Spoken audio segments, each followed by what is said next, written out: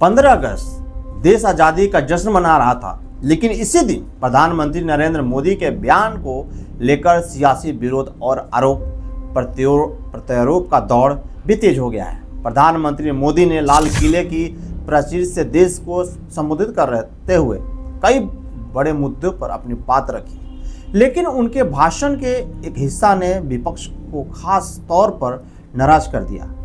PM Modi ने अपने संबोधन में दिमागी नक्सल जैसे शब्द का इस्तेमाल किया।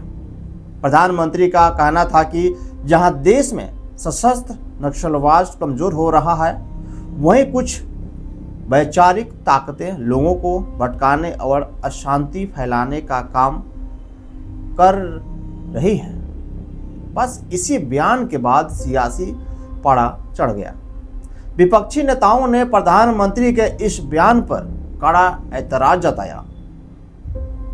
विपक्ष का सवाल है कि सवाल क्या पूछना गुनाह है? सरकार से सवाल पूछने वाले युवाओं, छात्रों और आलोचकों को क्या इस तरह के शब्दों से संबोधित करना उचित है?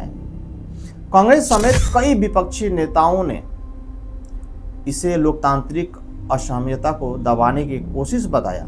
विपक्ष का आरोप है कि सरकार को युवाओं की नाराजगी और उनके सवालों का जवाब देना चाहिए, उन किसी विचारधारा से जोड़कर निशाना नहीं बनाना चाहिए।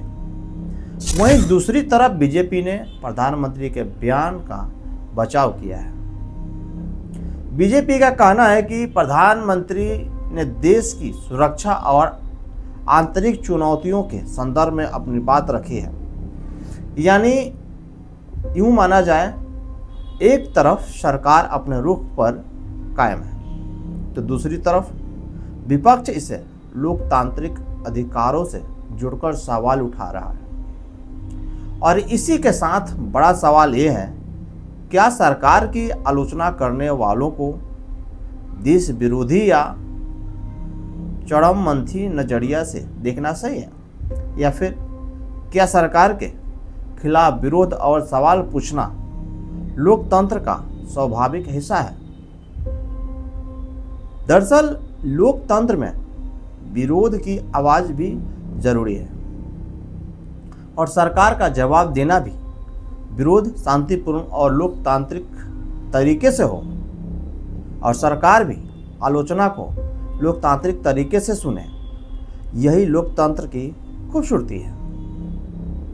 फिलहाल प्रधानमंत्री के बयान को लेकर सियासी घमासान जारी है और आने वाले दिन में यह मुद्दा संसद से लेकर सड़क तक और ज़्यादा गर्म होने की संभावना है। आप इस पूरे विवाद पर क्या सोचते हैं? क्या प्रधानमंत्री का बयान उचित था या विपक्ष की आपत्ति सही है? अपनी राय हमें कमेंट में ज़रूर बताएं।